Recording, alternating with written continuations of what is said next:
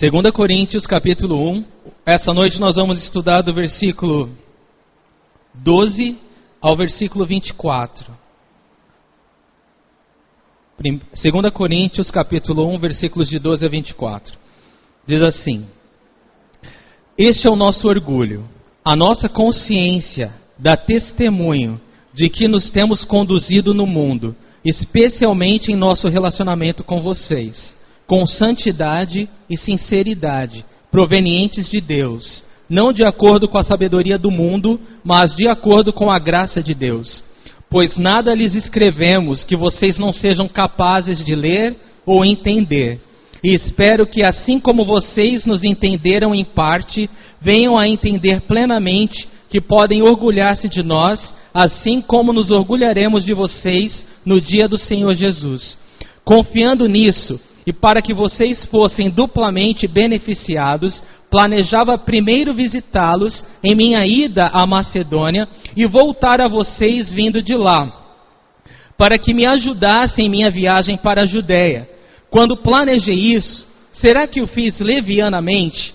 Ou será que faço meus planos de modo mundano, dizendo ao mesmo tempo sim e não?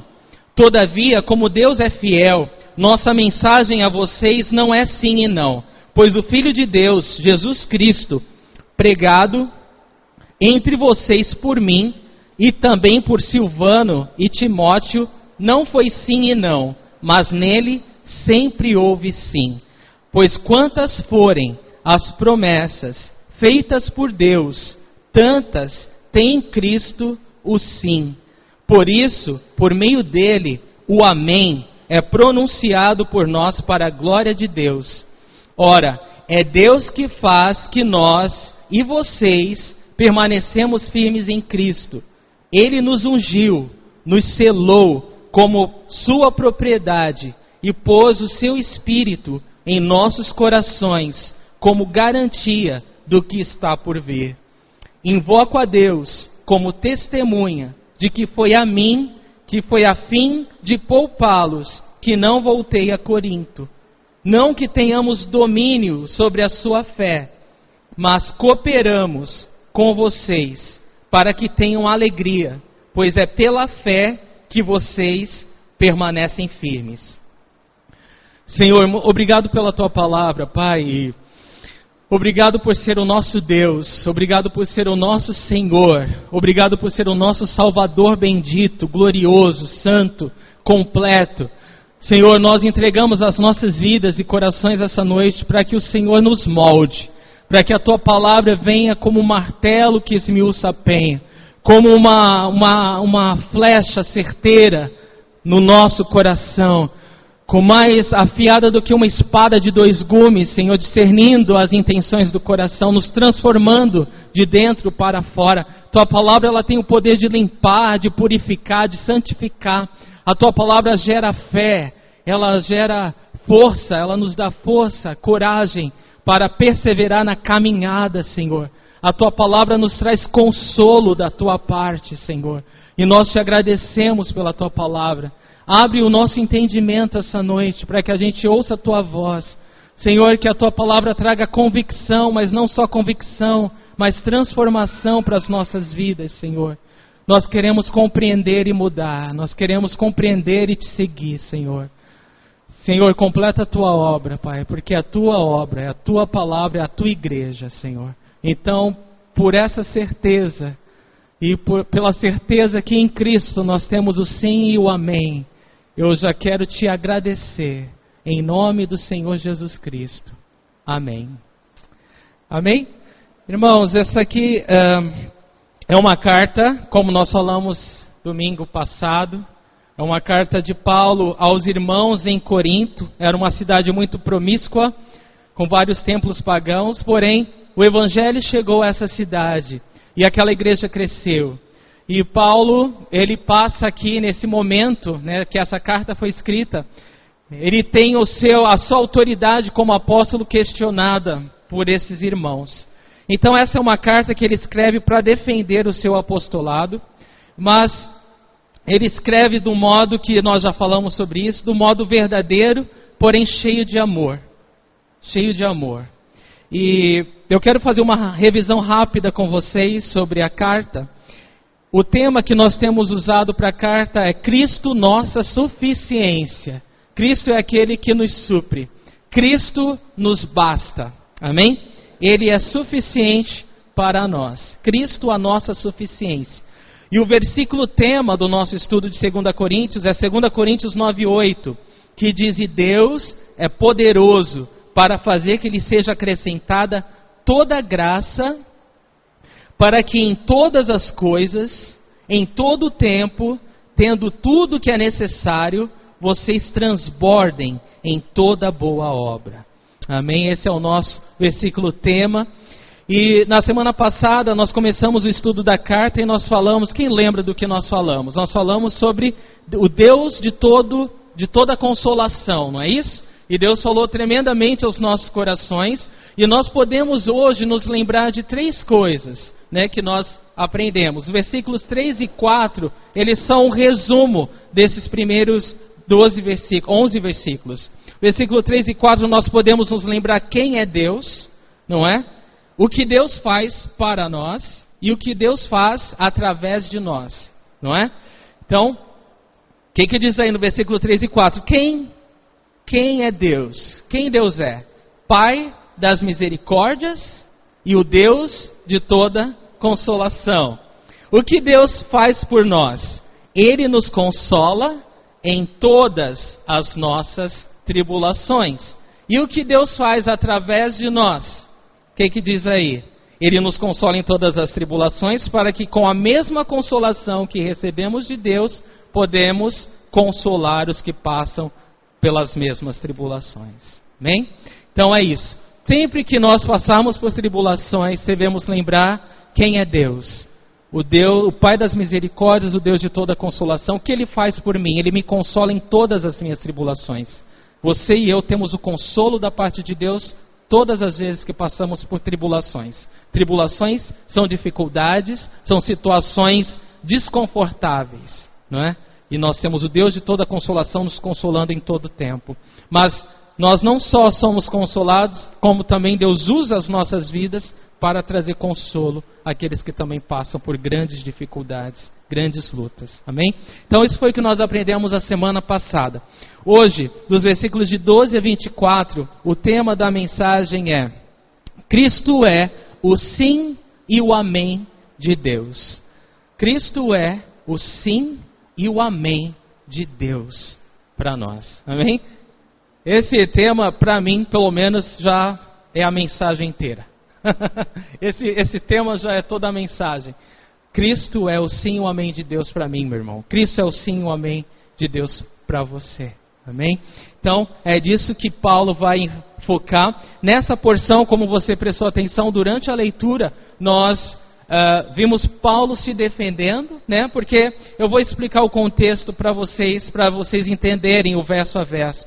O que Paulo lida aqui nessa passagem, dos versículos de 12 até o 24? Para vocês entenderem o que Paulo diz, irmãos, vocês têm que entender o seguinte: os irmãos em Corinto, eles estavam duvidando que Paulo, ele realmente era um homem de palavra. Por que eles estavam duvidando de Paulo? Porque Paulo tinha falado para os irmãos em Corinto que quando ele fosse à Macedônia, ele passaria em Corinto e teria um tempo com os irmãos. E verdadeiramente, quando Paulo foi à Macedônia, ele passou em Corinto e ele passou um tempo muito bom de comunhão com os irmãos. Só que teve algumas confrontações muito sérias que Paulo teve que trazer para a igreja.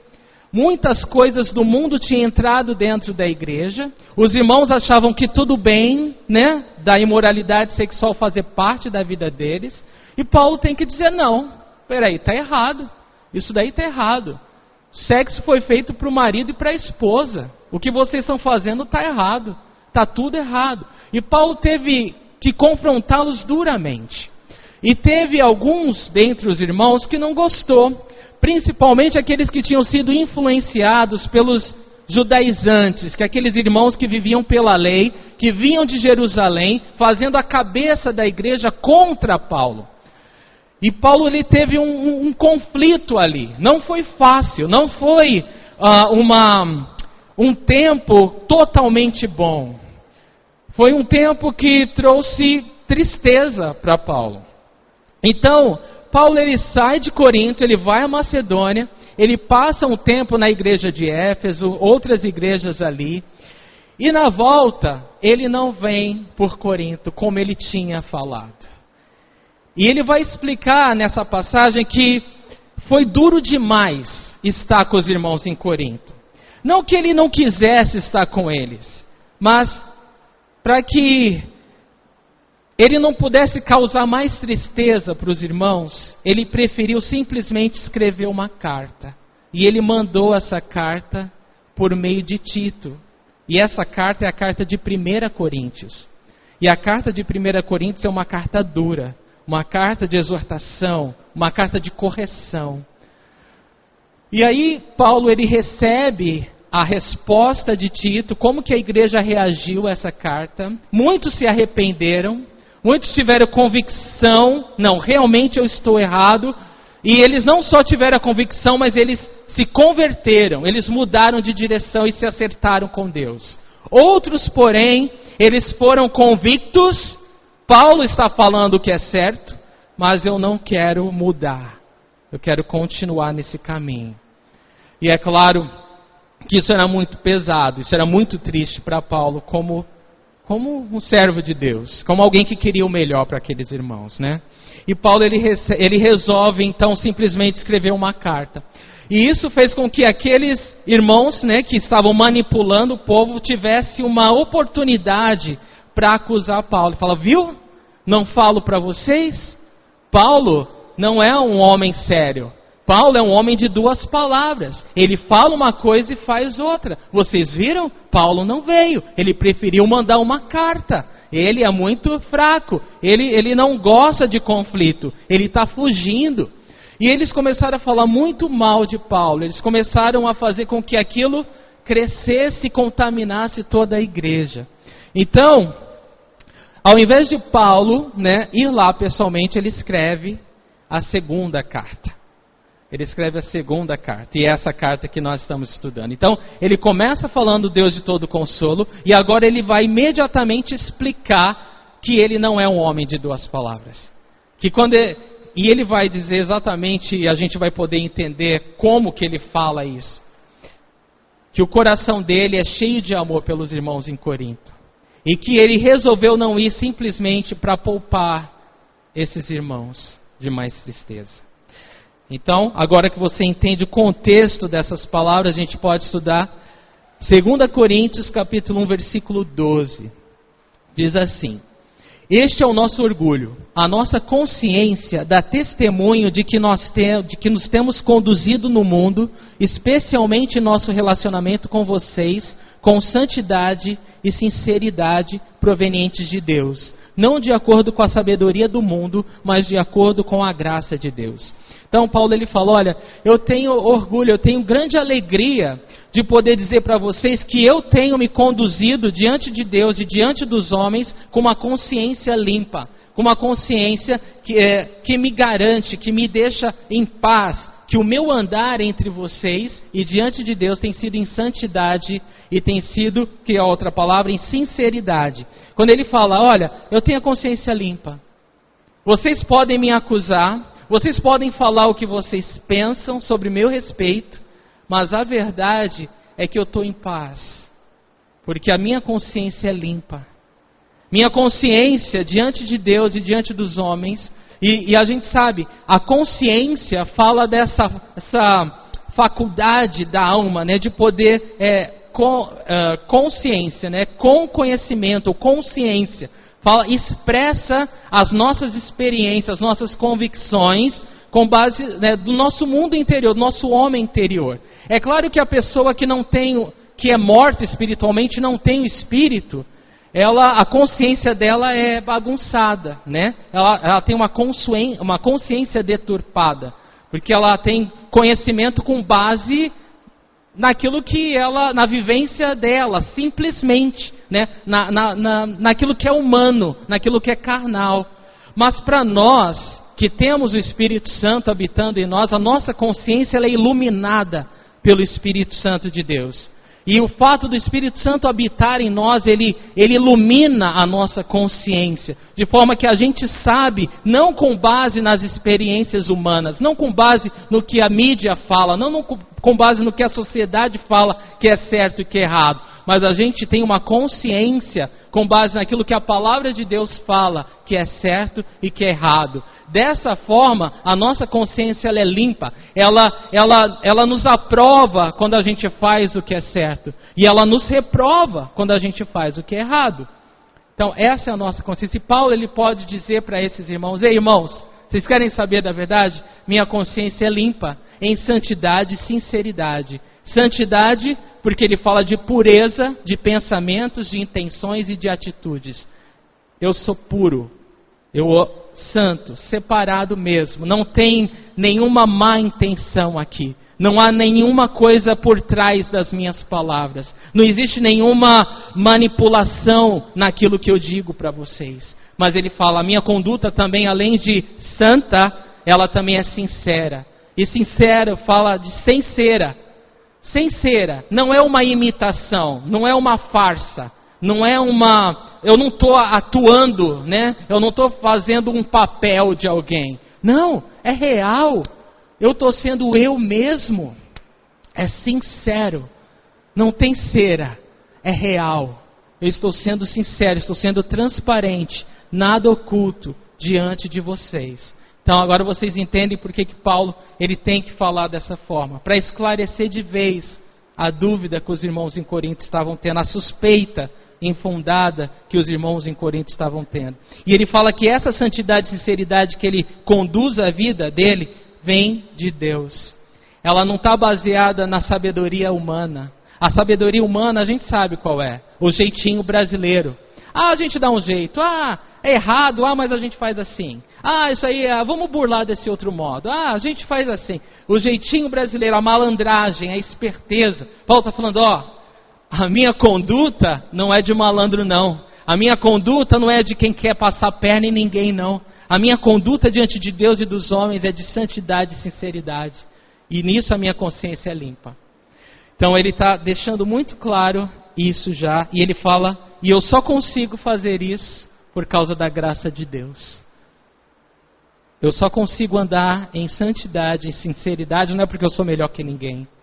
Por causa da graça de Deus. Esse favor que eu não mereço, que alcançou a minha vida e transformou o meu ser. Amém? Então nós sabemos que é importante que a nossa consciência esteja limpa diante de Deus e dos homens. Atos 24:16 fala, por isso procuro sempre conservar minha consciência limpa diante de Deus e dos homens, andando em santidade e sinceridade diante de Deus e dos homens. O maior problema, irmãos, aqui é que os irmãos em Corinto, eles tinham sido tão contaminados com difamações e mentiras sobre Paulo. Eles conheciam Paulo. Paulo ficou 1 ano e meio na cidade de Corinto. Eles receberam o evangelho por meio de Paulo. Aí você se pergunta, como que agora esses irmãos estavam com a cabeça virada? Porque isso é o que acontece quando sabe um fruto podre no meio de frutos bons? O que acontece? Ele vai contaminando. Ele vai contaminando e de repente você estraga tudo. É exatamente isso que estava acontecendo lá. Irmãos, é muito sério isso. É muito sério maledicência e difamação no meio do corpo de Cristo. Isso é uma tática sutil do diabo para dividir, para destruir.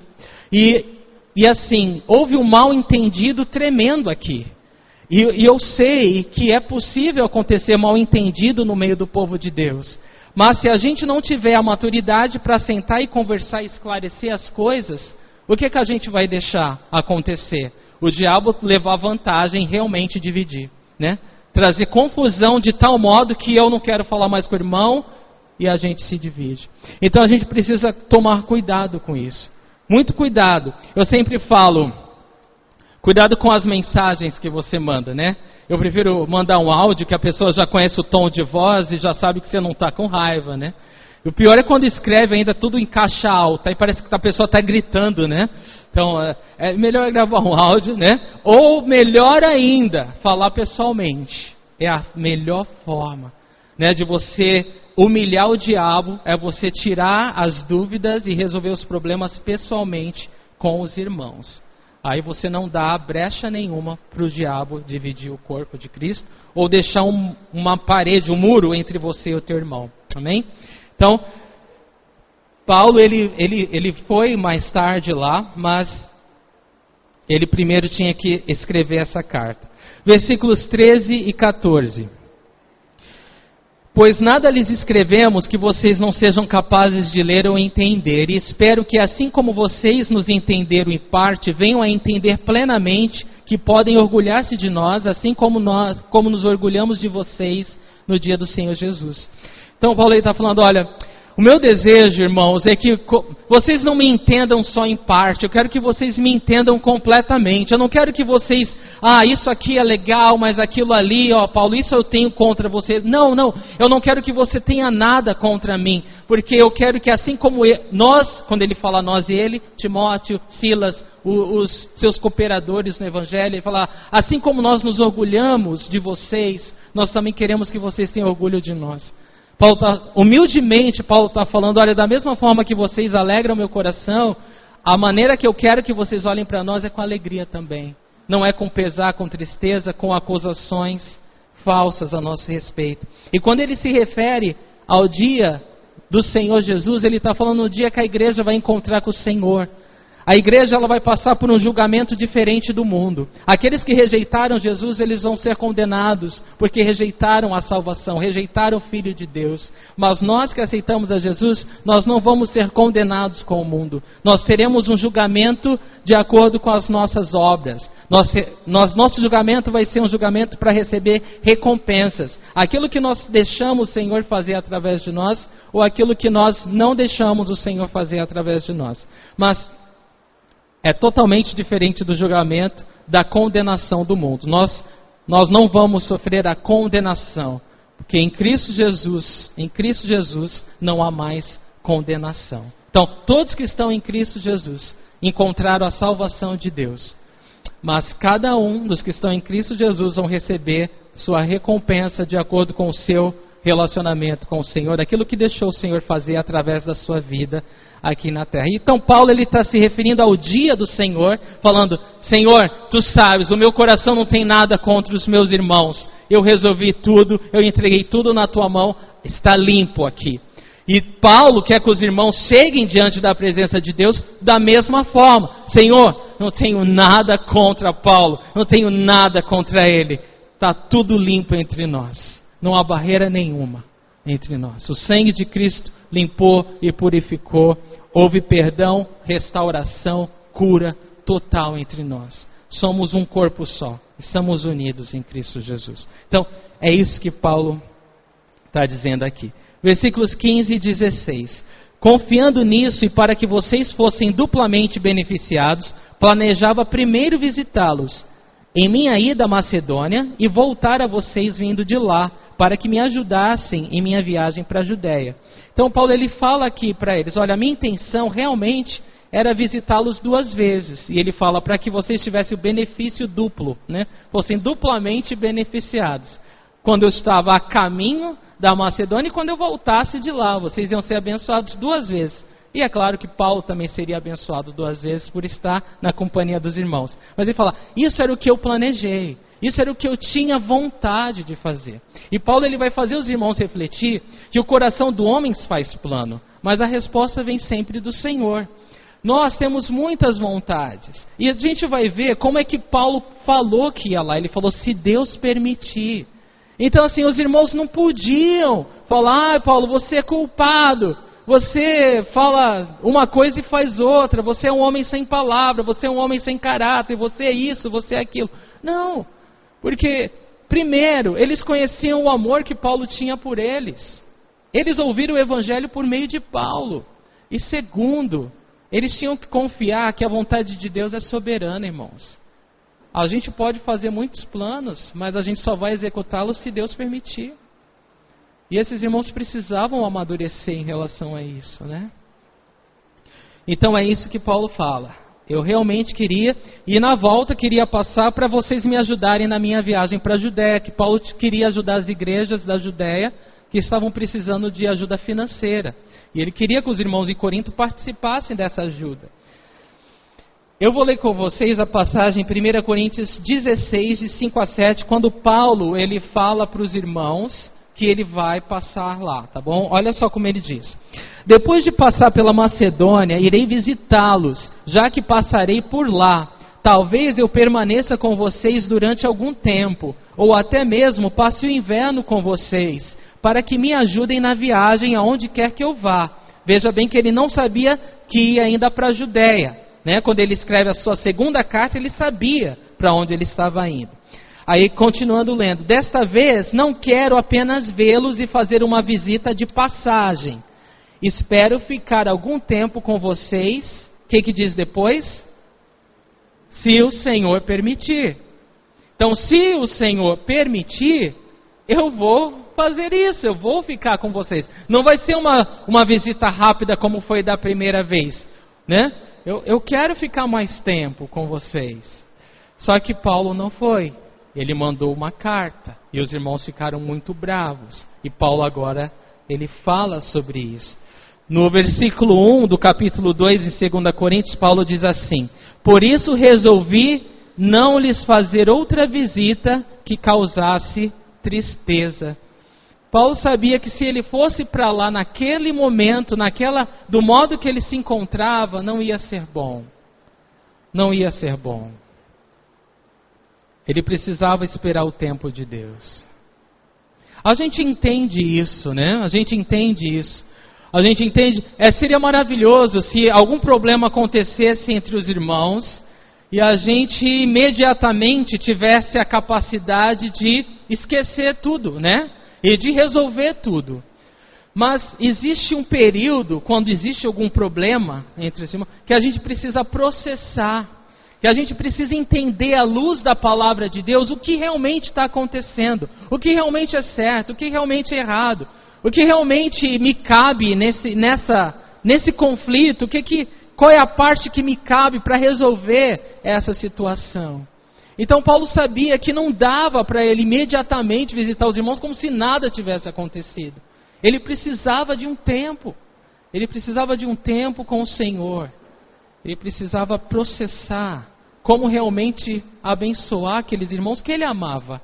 Então ele não podia admitir que os irmãos entendessem que ele não amava mais eles, porque ele não cumpriu a palavra. Irmãos, uma pergunta. Existem conflitos no nosso meio, na igreja? Existem conflitos na sua vida? Existem mal-entendidos na sua vida? Existem pré-julgamentos que as pessoas fazem a seu respeito? Existem, né? Existem pré-julgamentos que você faz em relação às pessoas? Existem, né? Eu entendo, irmãos, que Paulo ele vai falar mais tarde na carta, que a melhor maneira de você olhar as pessoas, principalmente os irmãos na fé, é da perspectiva espiritual e não humana mais. A perspectiva humana vai sempre procurar o defeito, vai sempre procurar a falta, vai sempre procurar, eu gosto daquela pessoa, mas aquele ponto não. Essa é a perspectiva humana, né? Que nós nos colocamos como Deus e as pessoas elas têm que nos suprir da maneira que nós queremos. E se elas não fazem isso, elas não servem, estão descartadas. Mas a perspectiva espiritual é a perspectiva do Senhor para nós. Ele nos vê, ele não olha, nossa, Celso, falta isso, aquilo. Não, desisto de você. Não.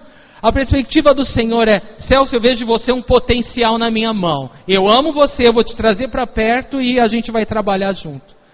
E essa é a perspectiva celestial. A gente tem que olhar para os irmãos não procurando a falta, o defeito, o problema. A gente olha falando, irmão, Deus te ama. Deus tem um plano na tua vida e se Deus me salvou, Ele pode salvar você. Se Deus pode me usar, Ele pode usar você. Se Deus é capaz de fazer qualquer coisa boa na minha vida, Ele pode fazer qualquer coisa boa na tua vida. Então, essa é a perspectiva do céu. É uma perspectiva humilde.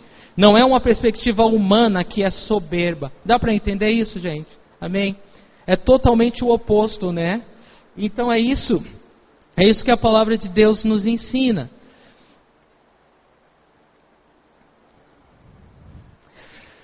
2 Coríntios 2, de 3 a 4, Paulo diz assim: escrevi como escrevi, para que quando eu for, não seja entristecido por aqueles que deveriam alegrar-me. Estava confiante em que todos vocês compartilhariam da minha alegria, pois eu lhes escrevi com grande aflição e angústia de coração, e com muitas lágrimas, não para entristecê-los, mas para que soubessem como é profundo o meu amor por vocês. Então Paulo, ele quer que os irmãos entendam. Paulo não veio porque ele realmente nos ama, e não porque ele não gosta mais da gente. Bom, irmãos, no versículo 17 diz: quando planejei isso, será que o fiz levianamente? Ou será que faço meus planos de modo mundano, dizendo ao mesmo tempo sim e não? Então Paulo faz uma pergunta para os irmãos aqui. Ele fala: será que quando eu planejei ver vocês, eu fiz levianamente? O que é uma pessoa leviana? É uma pessoa falsa, uma pessoa interesseira, uma pessoa que não age de boa fé, né? Uma pessoa leviana. Então Paulo está falando: olha, será que quando eu falei que eu ia visitar vocês, eu fui leviano? Eu não estava realmente querendo vê-los, eu estava fingindo que amava vocês? Será? Aí ele fala assim: ou será que eu faço meus planos de modo mundano, dizendo ao mesmo tempo sim e não? Eu achei tão engraçado, irmãos, quando eu li isso aqui, que Paulo fala: será que eu faço meus planos de modo mundano, né? Dizendo, né? Aí ele diz assim: ao mesmo tempo sim e não. Ou seja, você nunca sabe o que a pessoa quer. Você nunca sabe o que a pessoa realmente está afim, né? Sim ou não? Porque pode ser sim, pode ser não, pode ser talvez, pode ser nada. Aí eu falei: meu Deus, é verdade, isso é muito mundano. É muito nada a ver com Deus. Já convidou alguém para ir na sua casa? Eu vou sim, eu vou estar lá. Nunca vem, nunca aparece. Eu falo: meu Deus, como esse povo é mundano. Meu Deus, e como esse mundanismo entrou na igreja. Comunhão dos lares, pode contar comigo, irmão. Nem avisa, nem liga para avisar, porque não foi. Reunião ministerial, pode contar comigo.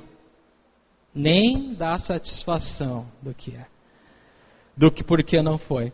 É pesado, mas é sério, não é, irmãos? Não é isso que Paulo está falando. Será que o meu sim é não? Será que quando eu digo sim eu quero dizer não? Quando eu digo não eu quero dizer sim? Será? Será que eu não tenho palavra? Será que eu me comprometo com coisas que eu não posso cumprir? Será que é esse meu coração mesmo? Vocês acreditam que é assim que eu procedo?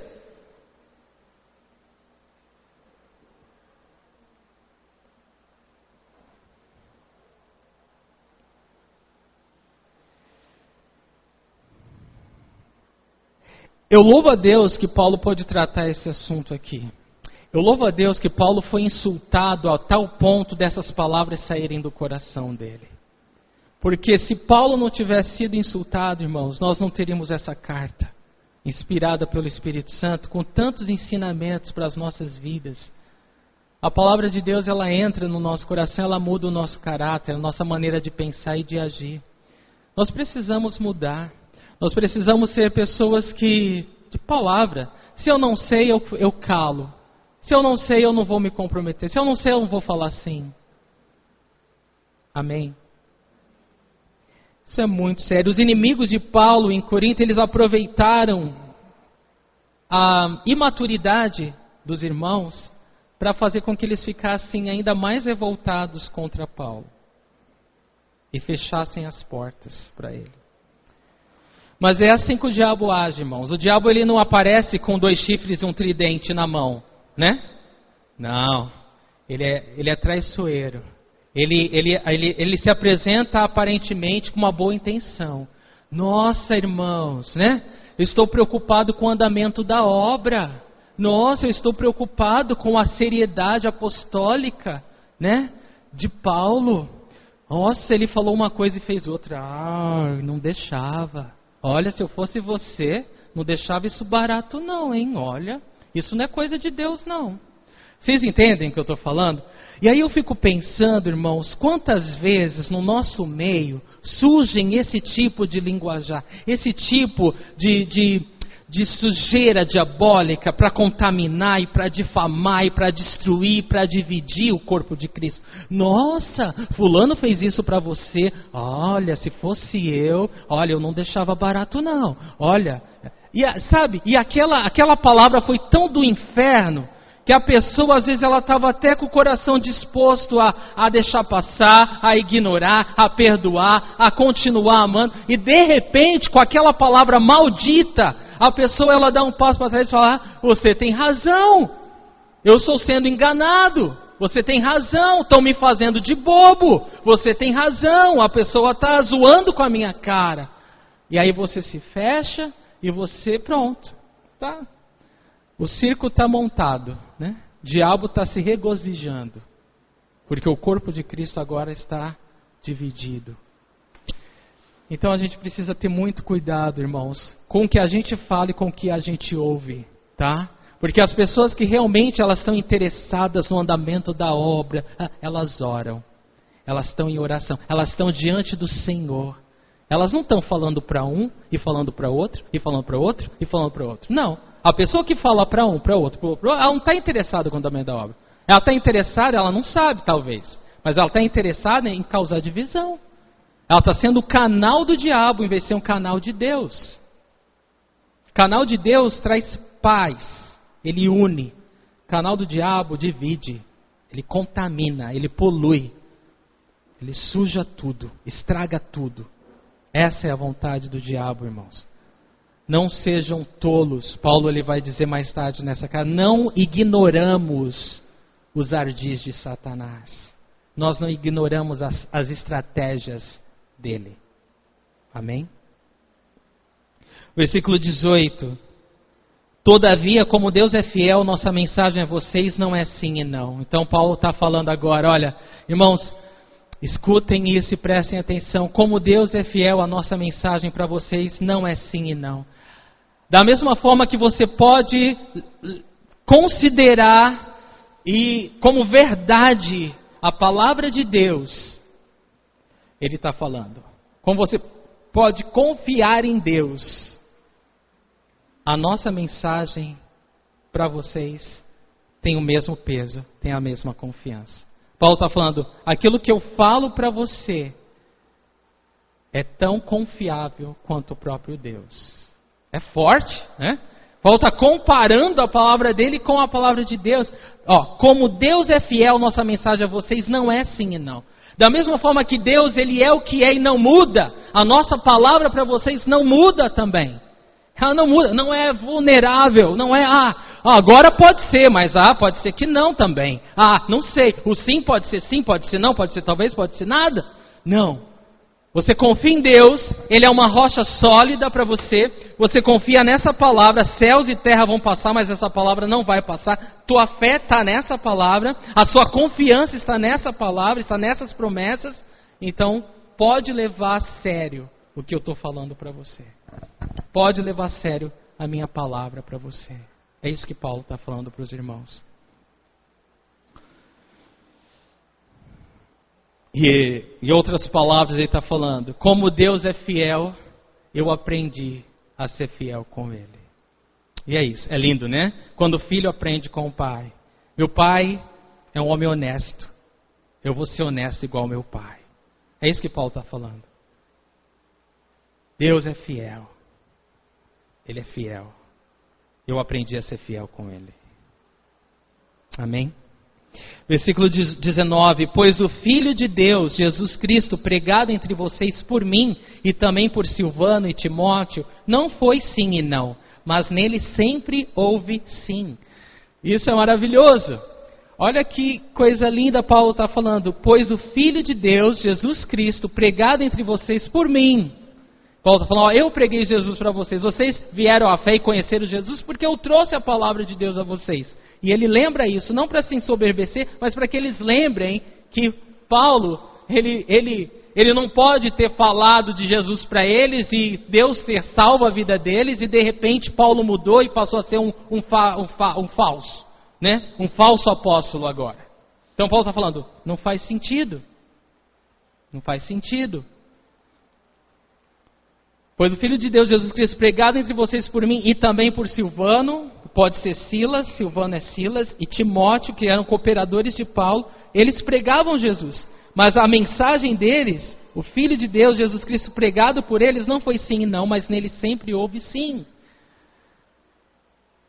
Jesus Cristo é o sim de Deus, irmãos. Jesus Cristo é o sim.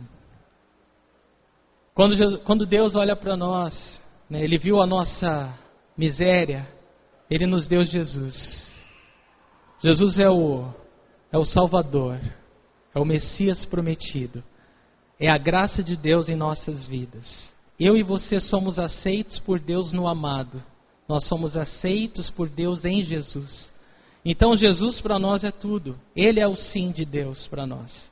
Você foi aceito por Deus através de Jesus. Jesus é o sim de Deus para você. Jesus é o sim de Deus para mim.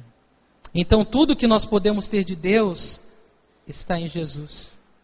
Ele é o sim de Deus. E ele fala, nele sempre houve sim. E o versículo 20 fala, pois quantas forem as promessas feitas por Deus, tantas tem em Cristo o sim. Por isso, por meio dele, o amém é pronunciado por nós para a glória de Deus. Se você quiser grifar, né, e sublinhar esse versículo na sua Bíblia, faça isso. Para que você lembre que Jesus é o sim de Deus para a sua vida. Paulo fala no versículo 20, pois quantas forem as promessas feitas por Deus, tantas tem em Cristo sim. Se você crê que a palavra de Deus é a vontade de Deus, e que Deus não é homem para mentir, nem filho do homem para voltar atrás, que se Ele fala, Ele cumpre, é um Deus de palavra, um Deus de aliança, um Deus de promessa, um Deus que cumpre o que fala. Se você realmente crê que Deus é um Deus de palavra, você vai confiar em todas as promessas que a palavra de Deus te traz. Todas. Todas. Porque Paulo está falando aqui. Pois quantas forem as promessas feitas por Deus, tantas tem em Cristo sim. Se você tem Cristo, você tem todas as promessas de Deus. Você tem o sim de Deus já para todas as promessas de Deus. Se você não tem Jesus, você não tem o sim de Deus para todas as promessas dele. Mas se você tem Jesus, você tem imediatamente, automaticamente o sim de Deus para todas as promessas de Deus para a sua vida. Não é maravilhoso isso? Você andar com a confiança de amado por Deus. Por quê? Porque você é ótimo, porque você é excelente, porque você é maravilhoso. Não. É andar na confiança de que porque eu tenho Jesus, eu tenho o sim de Deus na minha vida. Eu tenho o sim para todas as promessas de Deus reveladas na palavra dele sobre a minha vida. Amém? E diz aqui, por isso, por meio dele, o amém é pronunciado por nós para a glória de Deus. Então veja, irmãos, quando nós oramos, o que nós falamos no final da oração? Em nome de Jesus, amém. Então, amém significa assim seja, certo? Assim seja. Jesus é o sim de Deus, mas ele também é o amém de Deus, né? Você quer Jesus? Você tem Jesus? Deus fala amém. Você tem Jesus? Deus, ele falou amém. Assim seja. Está feito. Você está completo. Você está suprido. Você está abençoado. Se você tem Jesus, você tem o amém de Deus. O amém de Deus. Não é o amém de qualquer um, é o amém de Deus. Se você tem Jesus, você tem o amém de Deus. Isso é tremendo. Por isso, por meio dele, o amém é pronunciado por nós para a glória de Deus. E isso, irmãos, que Deus faz é para que ele mesmo seja glorificado. Deus o Pai é glorificado através de nós, a igreja de Cristo, quando nós pedimos a vontade dele em nome de Jesus. Amém? O que nós oramos? Nós oramos a vontade de Deus, né? A vontade de Deus, que é boa, que é perfeita, que é agradável. Não interessa o que vai acontecer, não importa o que vai acontecer, eu quero a vontade de Deus porque eu confio no amor de Deus. Eu confio que tudo que é de Deus é bom, tudo que é de Deus é perfeito, tudo que é de Deus é melhor do que eu penso, é melhor do que eu quero. Então, se eu oro a vontade de Deus, no nome de Jesus, eu tenho o amém de Deus. Eu não sei como demonstrar isso graficamente, mas eu quero que vocês tenham essa imagem na cabeça de vocês. Em Cristo Jesus, irmãos, nós que estávamos separados de Deus, fomos unidos a Deus. De novo, fomos conectados. Então, essa conexão é de comunhão. Ou seja, nós estávamos separados da comunhão de Deus e fomos unidos a Deus em Cristo Jesus. Então, nós somos o corpo de Cristo. Nós estamos unidos a Cristo. E porque estamos unidos a Ele, estamos unidos ao Pai.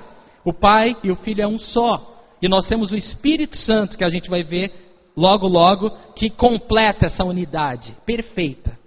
Um cordão de 3 dobras, que não se quebra. Tá bom? Então nós somos ligados. E por que a palavra de Deus fala orai sem cessar, irmãos? Porque essa comunicação, dessa comunhão, tem que estar constante. Tem que fluir livremente na nossa vida. Quando eu e você não ora, a gente está unido, mas não está fluindo. Está meio assim. Eu estou na videira, eu conheço Jesus, ele é o sim, o amém de Deus. Amém mas você não está enxergando muito claramente as promessas de Deus. Você não está vivendo a plenitude dessas promessas. Mas quando eu vivo uma vida de oração... E quando eu falo uma vida de oração, não estou falando 24 horas ajoelhado no milho. Eu estou falando uma vida de comunhão, de falar com o Pai. Vai ter um momento que você vai parar para você poder ouvir de Deus. Mas eu estou em comunhão com Deus. Estou falando com Deus. Estou apresentando o meu dia a Deus. Estou apresentando as situações para Deus. Estou pedindo a vontade de Deus nas minhas decisões. Eu estou pedindo que Deus possa trazer pessoas para falar do amor dEle. Você está em comunhão. Você está fluindo a comunicação. Deus nos uniu a Ele, não é só para a gente ir para o céu, irmão. É para que Ele possa viver através de nós, para que essa comunhão esteja fluindo. Jesus vivendo em mim, Jesus vivendo em você. O mundo sendo afetado pelo amor de Deus através das nossas vidas. É isso. Por isso que Jesus é o sim e o amém de Deus. E nós oramos pedindo a vontade de Deus.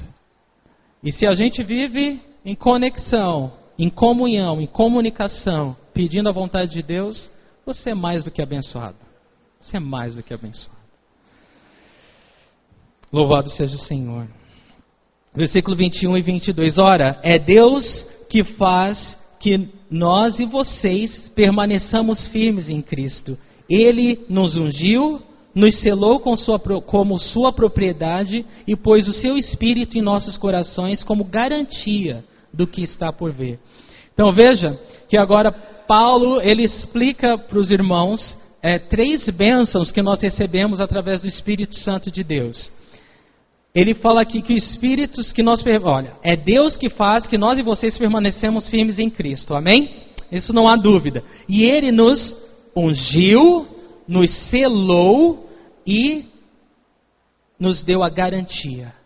Então são essas 3 coisas que eu quero falar com você. Primeiro, Ele nos ungiu. Quando a gente fala de unção, a gente fala de capacitação ou de poder, tá? Todas as vezes que a palavra de Deus fala da unção que nós temos em Cristo, Jesus está falando da presença do Espírito Santo dele na nossa vida. Então o Espírito Santo em mim e você é a unção de Deus. Eu vou ler 2 versículos que João escreve para que você entenda melhor. 1 João 2,20 fala: mas vocês têm uma unção que procede do Santo, que é Jesus, aquele que é santo, santo, santo, completamente perfeito, completamente completo. E todos vocês têm conhecimento. Então João está falando, todos vocês têm uma unção que procede do Santo. Então a minha unção e a sua unção, no que a palavra de Deus quer dizer, que tem o Espírito Santo, é a mesma. Nós temos esse conhecimento, nós temos essa consciência de Deus agora. Antes de conhecer Jesus nós não tínhamos, éramos cegos espiritualmente. Mas quando a gente conhece Jesus, as escamas caem dos olhos. Nós podemos contemplar o mundo espiritual agora, não é? Então nós temos essa unção que permanece, que é o Espírito Santo de Deus em nossas vidas. Ele nos traz o conhecimento do mundo espiritual, o conhecimento de Deus. 1 João 2,27 fala assim: quanto a vocês, a unção que receberam dele permanece em vocês e não precisam que alguém os ensine, mas como a unção dele recebida, que é verdadeira e não falsa, os ensina acerca de todas as coisas, permaneçam nele como ele os ensinou. É claro que o apóstolo João tem uma preocupação de que os irmãos não se deixem levar pelos ensinamentos de falsos mestres, mas que permaneçam na palavra de Deus. Se você conhece a Jesus e permanece na palavra, você nunca vai vai correr o risco de se desviar do Senhor. Mas se você der atenção à palavra mais alguma outra coisa, você vai se desviar, né? Tipo, eu creio na palavra de Deus, mas também tem o livro dos Mormons. Seja maldito isso, né? Não, eu creio na palavra de Deus, mas tem a sentinela. Seja maldito isso, né? Você tem a palavra de Deus e você tem o Espírito Santo de Deus. Você tem a unção. Você não precisa conhecer grego e hebraico para Deus falar contigo. Se você tem o Espírito Santo de Deus e a palavra de Deus, você é capaz de ler a palavra de Deus e o Espírito Santo de Deus vai revelando a palavra dele ao seu coração, tá bom? Então é isso que João está falando. Você tem a unção de Deus. Não deixa alguém vir e falar, eu sou ungido de Deus. Porque se você crê em Jesus, nasceu do Espírito, você também é ungido de Deus. Amém? Você é ungido de Deus. Então, a gente entende que o Espírito nos ungiu, né? Ele habita em nós. Ele nos dá essa capacidade de nos relacionar com Deus. Mas Ele não só nos ungiu, Ele também nos selou como sua propriedade. O que é ser selado? Um selo, ele significa duas coisas básicas. Ele significa identificação, né? Aqui, quando você via um anel, né, antigo, ele tinha umas iniciais sobre ele, né? E aquelas iniciais falavam o quê? Quem era o dono do anel, né? Ele selava, os reis pegavam cera quente e selavam as cartas, né? Então o selo, ele fala de identidade, ele fala a quem pertence aquilo. Então o Espírito Santo, ele nos unge, ele nos sela. O Espírito Santo sobre a sua vida, sobre a minha vida, ele identifica a quem pertencemos, quem é o nosso dono. Então isso é maravilhoso, porque nós temos a unção do Espírito, nós acordamos para o mundo espiritual, que é além do físico, mas também fomos selados, né? Temos essa identificação. E é incrível, as pessoas vão olhar para você e vão falar, nossa, você é diferente. Elas sabem que você tem alguma coisa, mas mais do que isso, o mundo espiritual inteiro enxerga essa identificação. Todos os demônios, anjos, arcanjos, todos os serafins, potestades, principados, domínios, Satanás, o inferno em peso, olha para você com medo, porque ele sabe que você pertence ao Senhor. Eles sabem, eles veem claramente essa identificação sobre a tua vida. Ele não pode mexer com você. Ele sabe que o dono, o seu dono, não é de brincadeira. Amém? Então o Senhor nos ungiu, Ele nos selou, e também selar fala de identificação, mas também de proteção, né?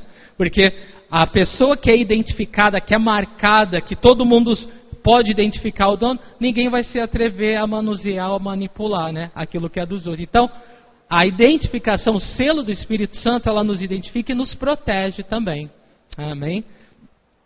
E aí ele fala também que ele nos selou com sua propriedade, pôs o seu Espírito em nossos corações como garantia do que está por vir. Ou seja, essa terceira bênção que a gente recebe pelo Espírito Santo de Deus é a garantia, né, das promessas de Deus que ainda vão se cumprir. Irmãos, presta atenção numa coisa. Quando que a gente usa a palavra garantia? Por exemplo, se você vai numa loja, numa concessionária e você tem interesse num carro, e você fala, eu quero esse. Aí o dono da loja vai falar, bom, então me prova que você realmente quer esse carro. Me dá uma garantia, né, do seu interesse. E aí você vai falar, bom, quanto ele custa? Ele custa 20 mil reais. Então eu vou deixar aqui 10 mil com você. Para o dono da loja é claro, você realmente quer. Você realmente tem interesse. Porque ninguém vai deixar 10 mil aí, né, e ir embora, né? É porque você realmente... O Espírito Santo nos foi dado como garantia das coisas que iam por vir. Então, o fato de eu e você termos o Espírito Santo é a prova que Deus está nos dando de que todas as promessas vão ser cumpridas na sua vida. E como você sabe disso? Porque você tem o Espírito Santo de Deus. Amém? Então é maravilhoso. Jesus é o sim e o amém de Deus para as nossas vidas. Então Paulo ele fala isso, ele explica sobre essa bênção do Espírito Santo sobre as nossas vidas. E no versículo 23 ele fala: invoco a Deus como testemunha de que foi a fim de poupá-los que não voltei a Corinto. Então ele chama Deus como testemunha de que o que ele está falando é verdadeiro. Eu não voltei a Corinto, irmãos, não foi porque eu não amo vocês, mas foi para poupar vocês. Foi para abençoar vocês que eu não voltei. E ele diz no 24: não que tenhamos domínio sobre a sua fé, mas cooperamos com vocês para que tenham alegria, pois é pela fé que vocês permanecem firmes. Veja que Paulo ele termina aqui essa passagem no verso 24 dizendo, sendo apóstolo, mas falando: eu não tenho domínio sobre a fé de vocês. Eu sou um servo de Deus. Deus me enviou para levar o evangelho aos gentios, os que não são de Israel, os que não conheciam as promessas de Deus. Mas eu não sou dono da fé de vocês. Humilde, né? Muito humilde. Eu não sou dono, eu não tenho domínio sobre a fé de vocês. E fala: nós não temos o domínio sobre a fé, nós somos apenas cooperadores. Nós cooperamos, nós ajudamos, nós queremos o melhor para vocês, para que vocês tenham alegria. Então, o interesse de Paulo é para que os irmãos tenham alegria. É um ajudador para que a fé deles seja fortalecida, para que a comunhão e intimidade deles com Deus cresça. E ele fala: pois é pela fé que vocês permanecem firmes. Fala: eu quero que a fé de vocês seja encorajada, para que o caminhar de vocês seja mais seguro, para que vocês andem com confiança, vivam com confiança de filho de Deus, ungido por Deus, selado por Deus, com a garantia das promessas de Deus sobre a sua vida.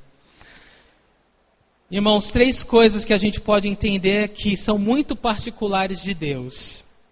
Ele faz surgir coisas do nada, ele conhece todos os eventos futuros e ele tem domínio sobre a consciência do homem. Deus tem esse poder único que ninguém mais tem. E muito pelo contrário do que aqueles líderes que vinham de Jerusalém para contaminar a igreja em Corinto, Paulo ele não foi lá para dominar e manipular os irmãos. Ele foi para ajudar os irmãos. E ele quer mostrar essa diferença.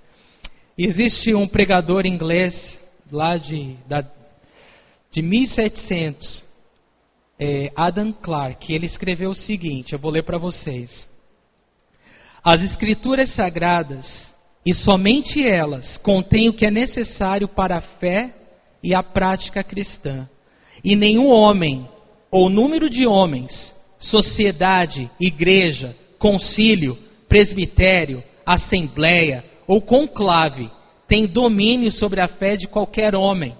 A palavra de Deus somente é sua lei, e para o seu autor somente, cada homem dará conta do uso que fez dela.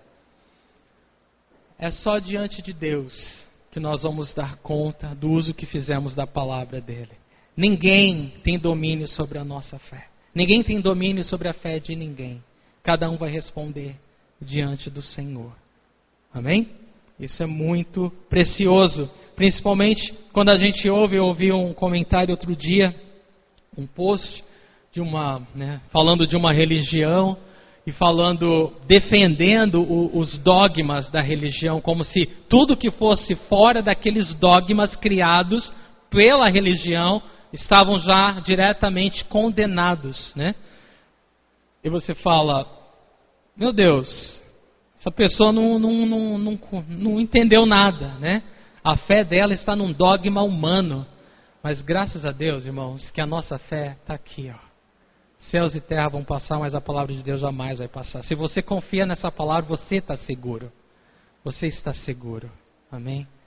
Porque aquele que tem a palavra de Deus tem Cristo.